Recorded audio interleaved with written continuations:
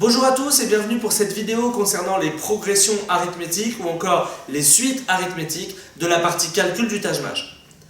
Avant de commencer, une suite, qu'est-ce que c'est? Une suite, c'est une série d'éléments liés entre eux par un certain élément commun. Une suite arithmétique, c'est une suite dans laquelle pour passer d'un nombre à l'autre, on ajoute toujours la même valeur. Une suite, vous pouvez toujours la représenter par un escalier.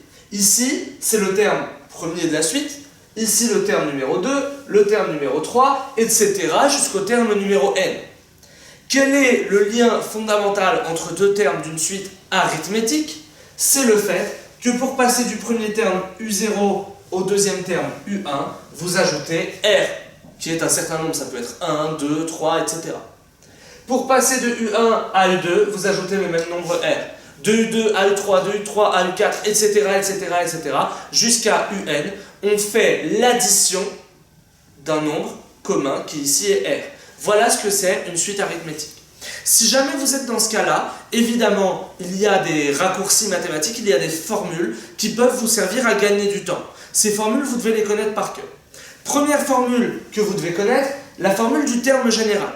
Si jamais vous constatez dans un exercice qu'on vous fait ajouter de manière récurrente pour passer d'un terme à l'autre le même nombre, vous pouvez calculer directement la valeur du nème terme de la suite, c'est-à-dire de la nème marche de l'escalier que j'ai représenté juste avant, en disant que c'est le premier terme plus n fois n, le nombre r. Par exemple, le 10e terme de la suite, c'est le premier plus 10 fois R. J'ai ajouté R une fois, deux fois, trois fois, etc. 10 fois. Autrement dit, voilà comment on fait.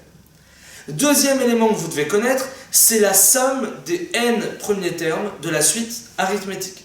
La somme des n premiers termes de la suite arithmétique, c'est si jamais on vous demande de calculer U0 plus U1 plus U2, etc.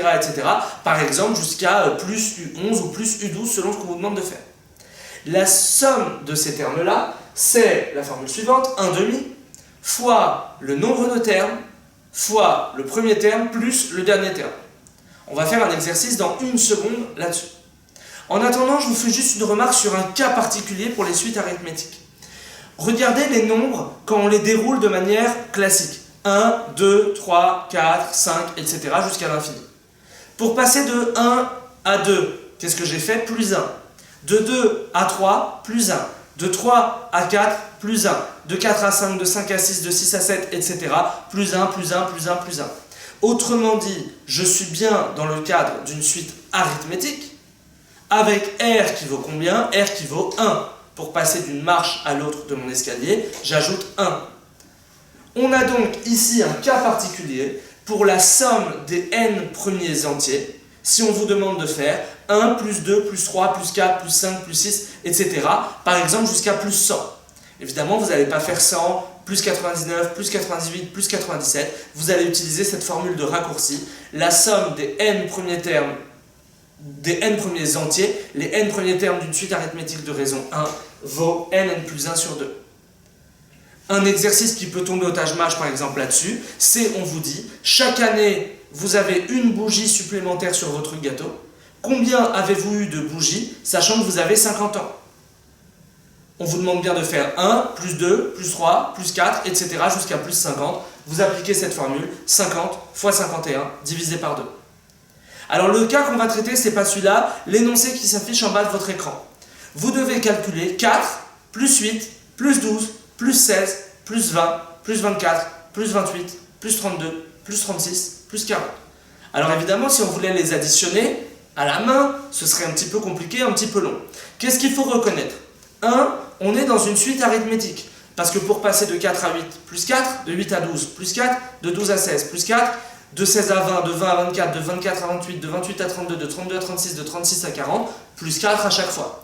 On est donc bien dans le cadre d'une suite arithmétique avec R, ici est égal à 4.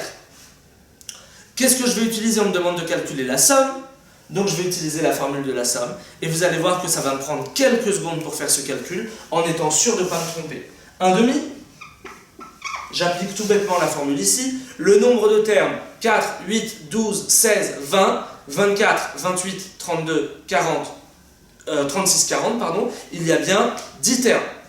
Fois 10, fois le premier terme, 4, le dernier terme, 40. 40 plus 4, 44.